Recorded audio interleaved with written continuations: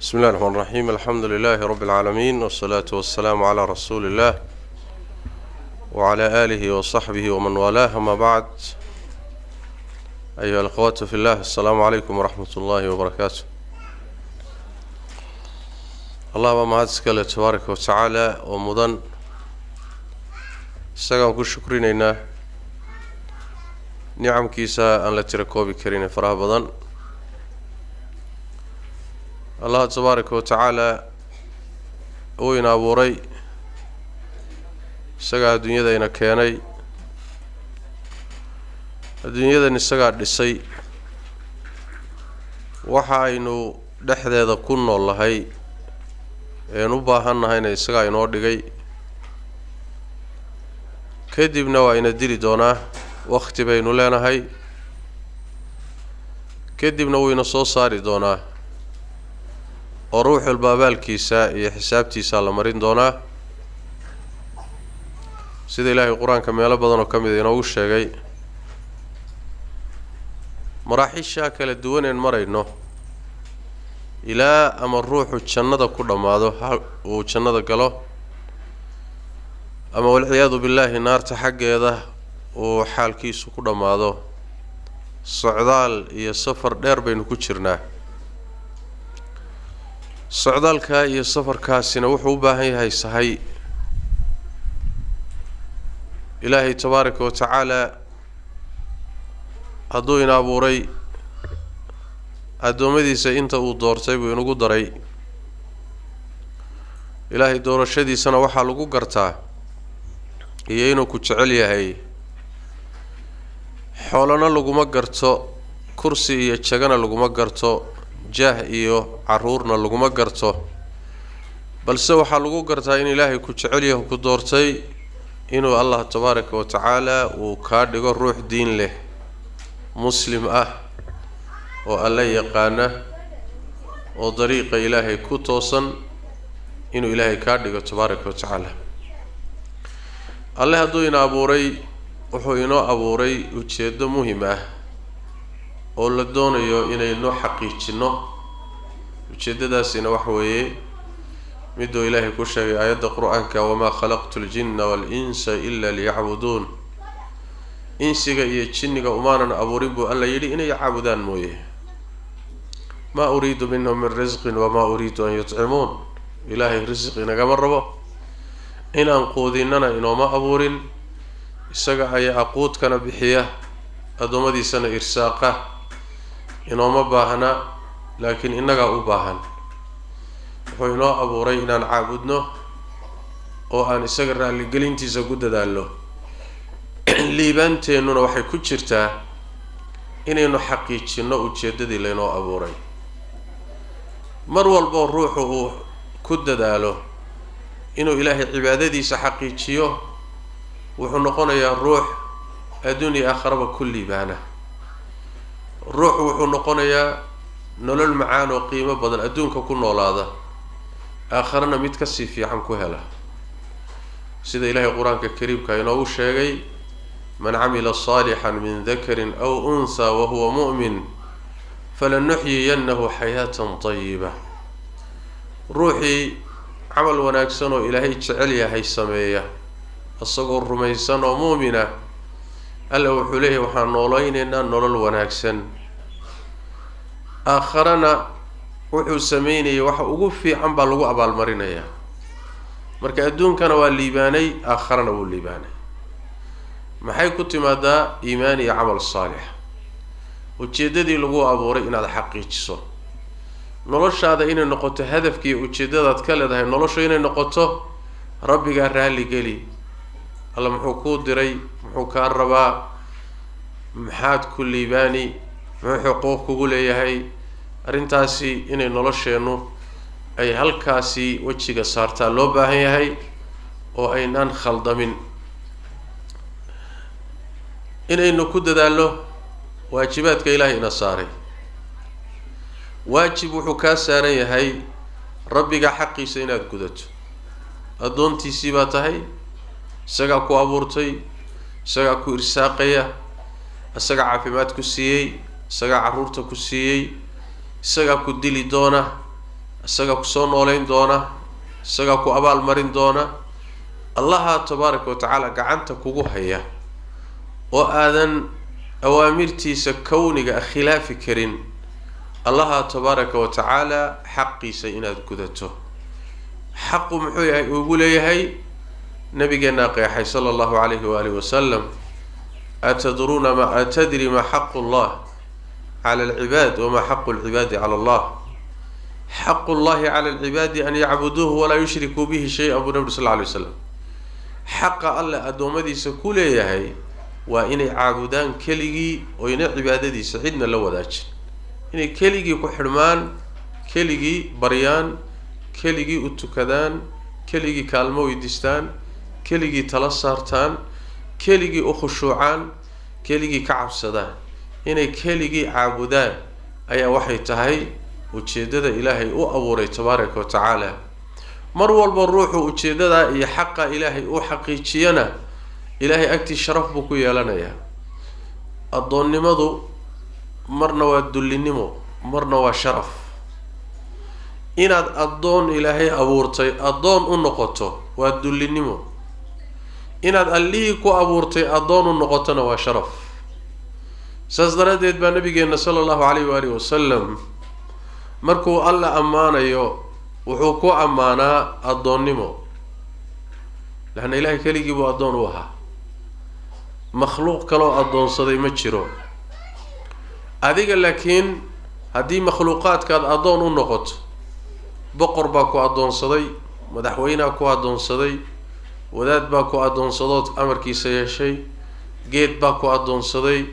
naftaadiiyo shahwadaadaa ku addoonsatay shaydaan baa ku addoonsaday adduunyadana ku addoonsatay kulligood way addoonsadaan bini aadamka kulli way addoonsadaan sida nabigeenu sheegay sala allahu calayhi waalihi wasalam tacisa cabdu dinaar wa dirham ruux baa shilinka iyo xoolaha addoon u ah ruux baa shaytaanka addoon u ah ruux baa kursiga addoon u ah bini aadamkii qaar badani iyagaa is addoonsanaya ruuxa waxaasoo dhan marka ka xorooba oo isagii allihii aan loo dhaxaynin oo alle keligii caabudaya wixii alla ka soo hadhayna u arka addoommo inay yihiin sharaf waaye xornimo waaye karaamo waaye inaad marka xaqiijino ilaahay cibaadadiisa tawxiidka barashada diinta muxuu ahay gudashada waajibaadka salaada ugu horeyso haddaad xoolo leedahay sakada ka bixiso soonka bisha ramadaan muxuu ahay haddii aada xoolo leedahay sidoo kale inaad soo xajido tiirarka islaamka inaad istaajiso oo diintaadu ay ku dhisan tahay diinta waajibaadkeeda inaad qaadato sidii shalay baan sheegaynay sidoo kale xuquuqda alle markaad gudato inaad xuquuqda addoommadana gudato addoommadu xuquuq bay leeyihiin oo isku leeyihiin yani waxa weeye haddii waalidku xaq buu leeyahay labada ku dhashay xaq bay leeyihiin bal xaqa ay labada waalid leeyihiin xaqa ilaahay baa lagu xijiyaa qur-aanka kariimka ah waqadaa rabbuka anlaa tacbuduu ilaa iyaah wabilwaalidayni ixsaana wacbudu allaha walaa tushrikuu bihi shay-an wabilwaalidayni ixsaana labada waalid in ixsaan loo sameeyo oo baari loo noqdo allah tabaaraka wa tacaala wuxuu ku xijiyaa xaqiisa oo xuquuqda ugu weyn marka labadii waalid baa xaq leh in la ilaaliyo way xaqooda waxaa xaq leh labadii gurigu ka dhexeeyay isqabay ninku xuquuq buu ku leeyahay xaaskiisa xaaskuna xuquuq bay leedahay waa tii shalay aynu muxaadarada kaga hadlaynay iyadana waxaa xaq leh dariskaaga oo nabigu sal lla alay wasalam tilmaamay ruuxii aan dariskiisu sharkiisa iyo dhibkiisa ka nabadgelin inuu ahlu naar yahay nabiga waxaa loo sheegay sal lla alay wasalam haweeney aada loo ammaanay oo cibaado badan salaad badan soom badan lagu ammaanay laakiin dariska u daran nabigu wuxu uhi waa ahlu naar mid kaleetana salaad badan iyo soom badan laguma sheegin laakiin dariskay u roon tahay waa ahlu janna buu nabigu uri sal lla alay wasalam marka dariskaaga in ay dhibkaaga ka magangalaan ka nabadgalaan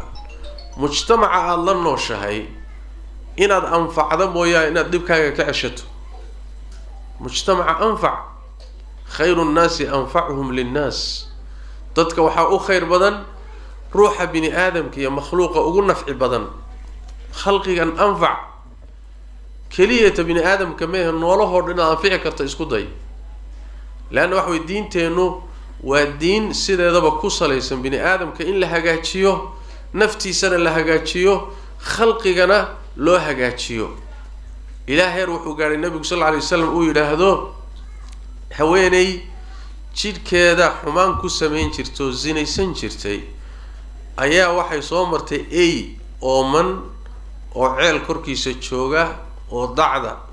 yacni qoyaanka ceelka bannaankiisa ah leefleefayo ceelkii bay gashay biyay usoo dhaamisay way waraabisay ilaahay baa uga shukriyey uguna dambi dhaaf walu fiirsada waa naag zaaniyada oo dunuubta midda ugu xun ku jirtay ay waraabisay buu ilaahay ugu dambi dhaaf haweeneyna bisad ay xidhay bay naar ku gashay sida nabigu sheegay sal alla alay wasalam bisad bay xidhay bisadii wax mayna siinin mana ayna sii daynin si ay wax u raadsato gaajay u dhimatay ilaahay baa u cadaabay haddii xayawaanaadkii ixsaan haddii loo sameeyana janno lagu galayo haddii dhibaato loo geystana naar lagu galayo bini aadamkii ka waran marka wax weeye makhluuqa iyo khalqiga inaad wanaag u samayso dariskaaga u roonaato yacni mujtamaca aada la nooshahay wanaagaagiiyo inay gaadhaan xumaantaadana aada ka ceshato yacni waxa ugu yaree nabigu tilmaamay sal alla alay wasalam waxa weeye haddaadan waxba taraynin dhibkaaga ha laga nabadgalo dhibkaaga ha laga nabadgalo taasaa sadaqo ku ah naftaadaad u sadaqaynaysaa adaa isku sadaqaysanaya marka waa inaad noqoto ruux bini aadamka khalqigana u roon xuquuqda rabbigiina gudanaya nabigeenu siduu yidhi sal alla alay wasalam ittaqi llaha xaydumaa kunta wa atbici asayi'ata alxasanata tamxuha wa khaaliqi nnaasa bikhuluqin xasan ilaahay ka baq meelaad joogtaba xaqa ilaahay gudo haddii aada qaldanto xaqii ilaahay aada meel kaga dhacdo ama xuquuqdii aadamaha iyo makhluuqa aada meel kaga dhacdana wanaag samee oo ilaahay usoo noqo oo khaladkii sax makhluuqa iyo inta ilaahay abuurtayna wanaag kula dhaqan waa mabaadi nolosheenna haddaynu qaadanno wax badan runtii wanaag badan kusoo kordhayo sidaas daraaddeed ilaahay xaqiisana ku dadaala xuquuqda aadamaha iska ilaaliya xuquuqda aadamaha haddaad gasho oo dulmi aada gasho oo aada dadka afkaaga iyo adinkaaga ka nabadgeli waayaan waxaad ogaanaysaa waxaa lagula sugayaa waa maxkamadda ilaahay bal iskaba dhaafe waxaa laga yaabaa in cuquubadu ayna aakharo u daahina soo degdegto saas daraaddeed baa nabigeenu wuxu uhi sal alla alay wasalam laba dembi nafsigood iyo cuquubadoodu ma daahdo adduunyaday usoo degdegtaa aakharana kayd wey iyadoo aakharo lagu kaydinayo yaa haddana adduunka cuquubadu usoo degdegaysaa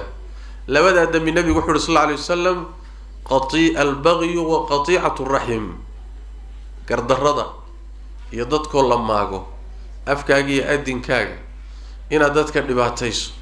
ka gardaraato ku xadgudubto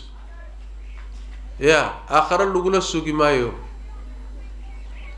intaadan dhimanin ayaad midhaheeda goosani talow ma caafimaadkaagaa la geli doonaa ma caruurtaa lagaa geli doonaa ma diintaa lagaa geli doonaa xaggee lagaa geli doonaa allahu aclam ilaahay baa garanaya qaabkuu kaaga orgoosanayo laakiin markaad gardarradaadu badato waxaad ogaanaysaa waa lagugu soo maqan yahay dad badan baa dhiban laakiin meel laga gaadhay aan garanaynin waxaad ogaataa ilaahay agtiisa wax lumaya ma jiro way soo degdegi marka gardarrada iyo xadgudubka qodobka labaadna waxa way qaraabogoysinimada waa isagana aan daahin haddaad qaraabogoys tahay oo ehelkaagii iyo xigtadaadii aada goyso oo waxaad ku dhaanto aadan wax ka siinin oodan xidhiidhinin ayadana cuquubadeedu ma daahdo way soo degdegi keligii noole haddaad noqoto keligii cune oo aan qaraabiyo ehel aqoonin ayadana way soo degdegi sidaas daraaddeed waa inaan gardarada iska ilaalino. waxyaalaha la ii sheegay waxaa ka mid ah magaaladan Eldoret in dumarka dhexdooda marmarka qaarkood xasaasiyaad intay maraan in dawladda la isku dacweeyo oo booliiska la isu isticmaalo oo la is xidho oo dhici karta in la ismasaafuriyo oo dhibaato la isu geysto. waxaad ogaanaysaa allah tabaaraka wa tacaala kownkan abuurtay ilbiriqsi wax kaaga qaban karaya waa kaa koreeya. haddaad maanta fakatana berri fakan maysa, haddaad maanta nabad gashana berri nabadgeli maysa. ilaahay tabaaraka wa tacaala addoommadiisa nabadgeli, ilaahay makhluuqiisa nabadgeli. haddaadan waxba ku biirinin waxba ku taraynin dadku ha kaa nabad galaan. afkaaga iyo adinkaaga xanta ka daa, cayda ka daa, aflagaadada ka daa, jaajuusnimada ka daa, dabagalka ka daa, xadgudubka ka daa. ilaahay baa addoommadiisa ilaashanaya. khaasatan dadkan aada dhibka u geysanaysa hadday dad muslimiin oo tukanaya yihiin. soo ma ogid dadka mu'miniinta ilaahay baa difaaca. ina allaha yudaaficu can aladiina aamanuu. dadka mu'miniinta ilaahay baa difaacooda u taagan. adiga marka isku taataabo dad ilaahay ilaashanayo. nabigu wuxuu yihi sal alla alayh wasalam ruuxii salaada subax tukada fa huwa fi dimmati illah. salaad subax ruux muslim oo tukaday rag iyo dumar ku doonay ha ahaado ilaahay magantiisa waayo. ilaahay yuusan magantiisa idinka dalbin. adiga ruuxa maganta ku ah, soomaalida waa la yaqaanaa dhaqankeeni, ruuxa maganta u hee qabiilka ku dhex jira maganta dhex degan haddii loo gacan dhaafo waa la isku baabi'i jiray. maxaa u malaynaysaa magan ilaahay inaad u gacan dhaafto? markaad ilaahay magantiisa u gacan dhaafto ka waran. dadka muuminiinta ilaahay u cibaadaysanaya tukanaya ilaahay rumaysan waa dad awliye ilaahay waaye. sida ilaahay qur-aanka kariimka inoogu sheegay alaa ina awliyaa allahi laa khawfun calayhim walaa hum yaxzanuun. yayihiin aladiina aamanuu wa kaanuu yattaquun. ruux kastoo ilaahay rumaysan allana ka baqa oo xuquuqda ilaahay guta waa weli ilaahay. weli ilaahay markaad isku taabatana allah wuxuu yidhi man caada lii waliyan faqad aadantuhu bilxarb. weli awliyadeyda ka mid a waa muumin cibaadaysta waaye. ruuxii colaad u qaada, la dagaalama, dhib u geysta, dagaal baan ku iclaamiyey ha ku talagalo. ilaahay miyaad iska celin kartaa? ya war ilaahay yaa u baax dhigi kara dagaalkiisa? ma jiro. aynu tartiibsanno, addoommada aan nabadgelino, innagu aan isnabadgelino, aan kala nabadgalno, khalqiga aan nabadgelino, dadka inala nool aynu wanaag iyo ixsaan iyo samafal aynu u samayno, wixii dhibaatadeenna aan ka ceshanno. arrintaasi waa arrin laga maarmaan ah. qodobka kale doonaya inaadan xusuusiyo wuxuu yahay markay haweenayda gabadha muslimadda ah waa inay dhaqan ahaan iyo akhlaaq ahaanba ka duwan tahay midda gaasha ah. muslim baan ahay maxay tahay macnuhooda? muslimad baan tahay ayaan ahay macnaheedu muxuu yahay? hoggaansanaan ahay waaye. alislaam huwa alistislaam walinqiyaad waa hoggaansan ilaahay loo hoggaansamo. waxaa ka mid a waxyaalaha loo baahan yahay gabadha muslimadda waxaa la rabaa in ay tahay ruux, waxaa loo baahan yahay inay noqoto ruux shareecadeeda iyo diinteeda ku toosan. wixii ilaahay kaa reebay ka fogow, dhowrsoonow. nabigeenna sala allahu calayhi waalihi wasalam waxaa jirtay saxaabada ballan buu la galay, ballan uu gacan qaadi jiray. dadkii ballanta la galay waxaa ka mid ahaa dumarka. fi suurati almumtaxina aakhirkeeda ayaa ilaahay wuxuu ku sheegay qodobadii dumarka uu nebigu kula galay ballanta. idaa jaa-aka almu'minaatu yubaayicnaka calaa an laa yushrikna billahi shay-an. mu'minaadku hadday ku yimaadaan dumarkii ilaahay rumeeyey, nebi maxamed hadday ku yimaadaan ayagoo ballan iyo beeca kugula galaya inaynan ilaahay waxba la wadaajinin, shirki iyo sixir iyo khuraafaad iyo ilaahay cid aan ahayn in la aado, wax laga raadsado, in aynan samaynaynin hadday kuula yimaadaan walaa yasriqna inayna waxadaynin tuugnimada inay iska daynayaan walaa yazniina inaysan sinaysanaynin oo jirkooda iyo sharafkooda ilaalinayaan hadday kuula yimaadaan inay ballan kugula galaan walaa ya'tiina bibuhtaanin yaftariinahu bayna aydiihinna wa arjulihinna been abuurad cirdigooda iyo sharafkooda inaysan meel kaga dhacaynin hadday kuula yimaadaan inay beeca iyo ballan kugula galaan walaa yacsiinaka fii macruufin wax wanaagana ood amartayna inayna kugu caasinaynin oo kugu khilaafaynin arrimaha hadday kuula yimaadaan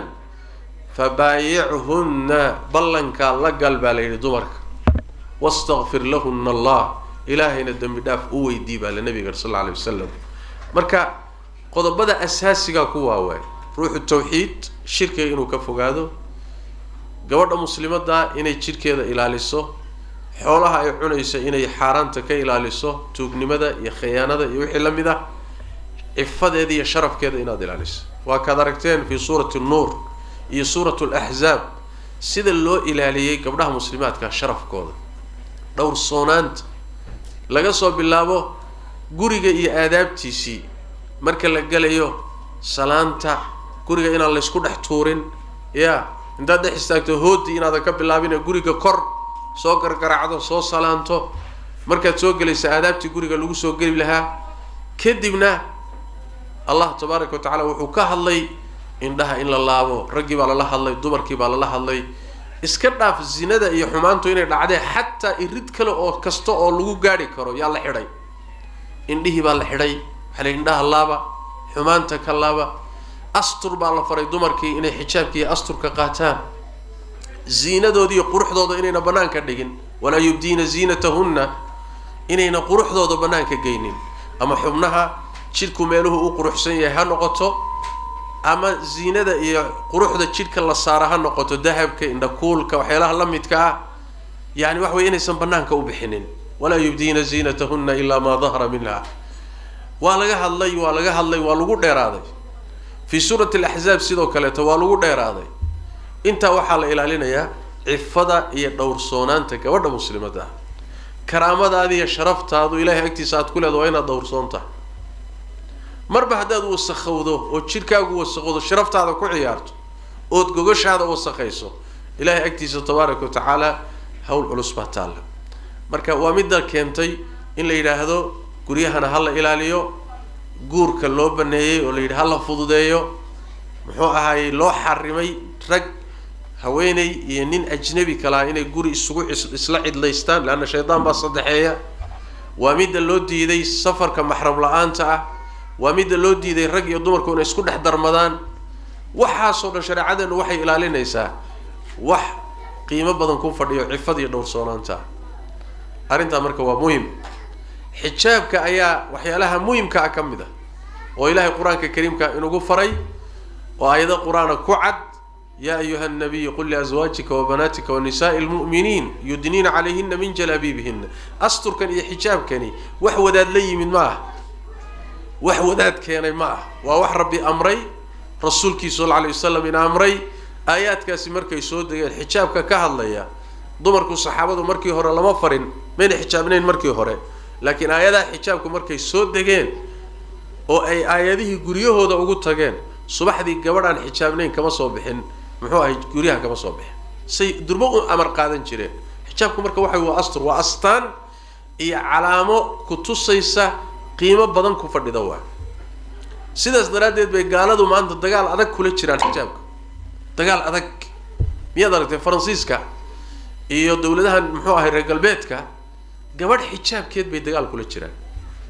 sababto waxa way xijaabku wuxuu ka turjumayaa macno weyn xijaabku wuxuu ka turjumayaa dhowrsoonaan xijaabku wuxuu ka turjumayaa mabaadi ka dambaysuu ka turjumaya mara kaliya maaha saas daraaddeed shaydaanka cadow la ah shayaadiinta insiga cadow la ah inkasta oo xumaanta jecel ayaa xijaabka cadow la ah inta wanaagga jecel allah tabaaraka wa tacaala iyo inta wanaagga jecelna way jecel yihiin asturka iyo xijaabka iyo mujtamac dhowrsoon iyo guri dhowrsoon iyo bulsho dhowrsoon iyo gabadh asturan iyo waa wax qiimo badan waay marka asturka ku dadaala asturka aada ugu dadaala xijaabkana ku dadaala guryihiina markaad ka baxaysaana idinku xijaaban oo asturan ka baxa insha Allah ta'ala aad soo danaysanaysaan biidnillaahi tabaaraka wa ta'ala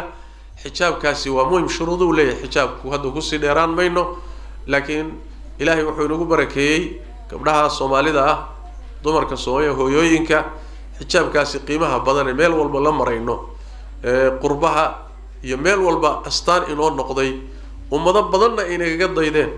khayr Allah idin siiyo ku dadaala insha Allah ta'ala runtii muxuu ahaay dacwada iyo diinta faafinteedu waa waajib kamid ah waajibaadka loo baahay inaan isu taagno gabdhaha wax garanaya oo diinta yaqaana dumarka wax baraan gabdhaha diinta fahansan dumarka dacwadooda ha ka howlgalaan diinta la faafiyo dadka loo sheego midda lunsan la soo qabto midda qaawan la asturo midaan salaada tukanay salaada tukan la yiraahdo lala saaxiibo la soo jiido waa wax qaaliya waa shaqadii ay anbiyadu qaban jireen ilaahay hadduu jiro shaqo ka fiican midda iyada ah rusushu u dhiibi lahaa shaqada ugu qiimo badan oo adduunka laga qabto waa inaad ilaahay shaqaalo u noqoto oo ilaahay tabaaraka wa ta'ala diintiisa ka shaqeyso oo dadka gaarsiiso ummadda hanuuniso oo allihii abuurtay adoomadan aad ku soo xidho saas daraadeed ba Allah tabaaraka wa ta'ala shaqadaas wuxuu u diray mu'miniinta rag iyo dumarba wal mu'minuna wal mu'minatu ba'dhum awliya'u ba'd mu'miniinta ragga iyo dumarkuba ayaga isjecel wa walaalo way isxigaan maxay qabdaan ya'muruna bil ma'ruf wa yanhawna 'anil munkar wanaagay faraan xumaantana waa reebaan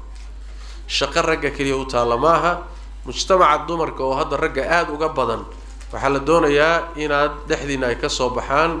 gabdho ducaad ah gabdho dadka khayrka bara gabdho khayrka guriyaha khayrka ugu yeedha gabdhaha wax islaaxiya wayna jiraan kulliga waxa la doonayaa inaynu hawshaasi isu kaashano oo islaaxa isu kaashano waad garanaysaan dowrkii iyo kaalintii aad ku lahaan jirteen mujtamacii hore ciddii ugu horeysay ee nabiga sallallahu alayhi wasallam markii malakul jibriil u yimid oo aayadihii ugu horeeyay quraanka lagu soo dejiyay iqra bismi rabbika alladhi khalaq aayadaha ugu horeeyay markay ku soo degeen ciddii nabiga garab istaagtay ahayd waxa ugu horeysay cid garab istaagto nabiga rumaysa khadiija u horeysay laana xadiidka bukhariga sida ka muuqata cid kale to nabigu u tagay ma jirin markii malku jibril u yimid oo leera ciiciye oo leera camajuujiye asagoo ordayo nabigu soo baxay sallallahu alayhi wasallam waa kii khadiija ka soo duldhacay ay yiri zamiluni khadiija naftayda aan u baqay idada soo nabigu sallallahu alayhi wasallam argagaxsan salawaatu rabbi wa salaamu alayhi markaas khadiija yaani wax way daday kadibna maxaa dhacay bay tiri warkiibu u sheegay way dajisay marka waxay ku tiri maya kalla والله لا يخزيك الله أبدا إلهي مرنا كوهوتشين مايو حاجة إلهي وناقيس أخلاق ديس دقنكيس أي كقاعدة توتر مرنا إلهي كوديع مايو كونهوتشين مايو أنت مين كودينينا ويك حيسي نين أضيع هايو الماديرة هايو ورقة اللي يجري أوجيسي وحي تري بلنين كويل كان أديرك أدوتها دقيسي وركيسة قصة ويت لا يرايده كبر يجوه الرئيسين نبي كرومين سبيه رومين كليا نو إسقرب تاعت سي أقرب تاعت النبي صلى الله عليه وسلم جيريوت sanadka ay dhimatayna waa sanadka loo yaqaan aamul xusniga waa sanadkii murugta culays badan baa nabiga soo foolay sallallahu alayhi wasallam maxaa yeelay garab bay u ahayd gunna way u ahayd salka nabigu ku fadhiyay dowrka ilaahay marka dumarku dowr muhiim iyo kaalin muhiim ay ku lahaayeen diintan ilaa nabigeena salawaatu rabbi wa salaamu alayhi sidoo sahih bukhari ku yaala rasuulka sallallahu alayhi wasallam malakul jibriil baa u yimid wuxuu ku yiri maxamedow waxaan wadaa salaam khadiija igu salaan rabbigeed aan ka wadana iga gaarsii salaan rabbi ka socota oo khadiija ku socota gaarsii anigana igu salaan waxa kale oo la socotay waxaadna ugu bishaaraysaa guri jannada ku yaala oo isagoo dhan luul ka dhisan oo aan buuq lahayn oo aan qaylo lahayn oo aan dhib iyo rafaad lahayn nabigu sallallahu alayhi wasallam khadiija u sheegay khadiijay malakul jibriil baa ku salaamaya salaan rabbina waa ku wada markaas waxay tiri ya rasuulullah inna allaha huwa as-salam wa alayka wa ala jibril as-salam bal su'aasha im aad isu weydiiyay والروح كلية انت أحاديث النبي كسو عرورتي انت انك أركي oo salaan rabbi oo samada toddobada sama korkooda ka timid malakul jibriil loo soo dhibo uu sido salaantaasi loo keenay waa khadiija sababtu maxay ahayd dawrkii iyo kaalintii ay ku lahayd dacwadan iyo diintan isgarab taageeda marka booskii Aisha booskii Salama Sulaym saxaabiyaadkii nabiga garab istaagay sallallahu alayhi wasallam ee ummadan ku lahaa abaalka weyn ku lahaa dowrkaasi qaata insha Allah ta'ala oo dacwada iyo khayrka mujtamaca dhexdiisa lagu faafiyo oo sulxiga heshiisiinta ka shaqeeya oo guryaha khilaafku galayo khilaafkooda inaad dejisaan isku daya inta badan dumarku mid markii ay ninkeeda isku dhacaan waa la saftaa waana la sii lugooyaa waa la sii lugooyaa balaaya lagu sii akhriyaa sida saxda wax weyn la dejiyo oo la yiraahdo guriga iska duminin nawo khilaafku waa iska jiraan labadii wada joogtaba waa isku dhacaan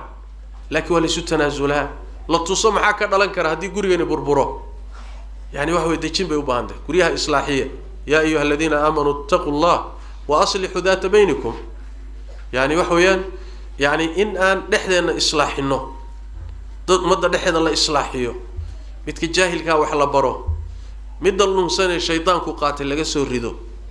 يا دوكسية اللي قصوا حلو علماء اللي قصوا حلو نرش هذا اللي حاجاتشيو هذا بمهم وتح الدال على الخير كفاعله روح ضدك خير كتصاي كالسميب لمديه لأن يهدي الله بك رجلا واحدا خير لك من حمر نعم إن إلهي هل روح الصواب كاقدق هنونك أدق على هنونس وهنون كيس الصواب كاقدقه أدونك حولها يالي قرقروح ذا بدن دلالة كاقا في عنده قيل ميت كيس عسعس قروح ذا بدن إعاد كاللوتش على وحاكا قيمة بدن هل روح إناد كوكو ليستو هنون كيس وذي يدوك صواب النقط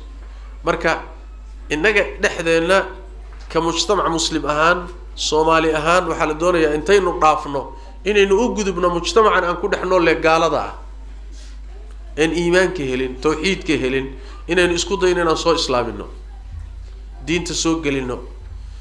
صو إصلاحنا خير كقصة بيرنا سأنو قبض بعدنا مستقبل مدو وإنت قال ذا نسوقيه برك الله يدين بركيه إلهي حقوق دي سنة أن كنت دالو حقوق ذا آدمهنا إن شاء الله تعالى نحذنا يضدك كلام درس كلنا هيبة أي نكد دالو بإذن الله تبارك وتعالى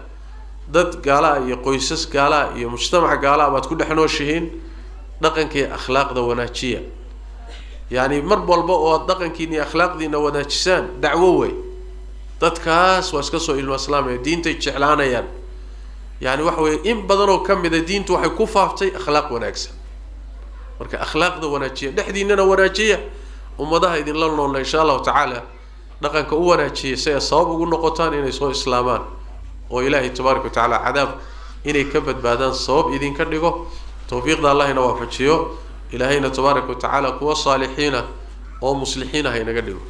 saalihaad muslihada Ilaahay tabaaraka ta'ala hay idin ka dhigo khayrkan Allah ina waafajiyo diinta iyo wanaagana Allah inagu sugo assalamu alaykum wa rahmatullahi wa barakatuh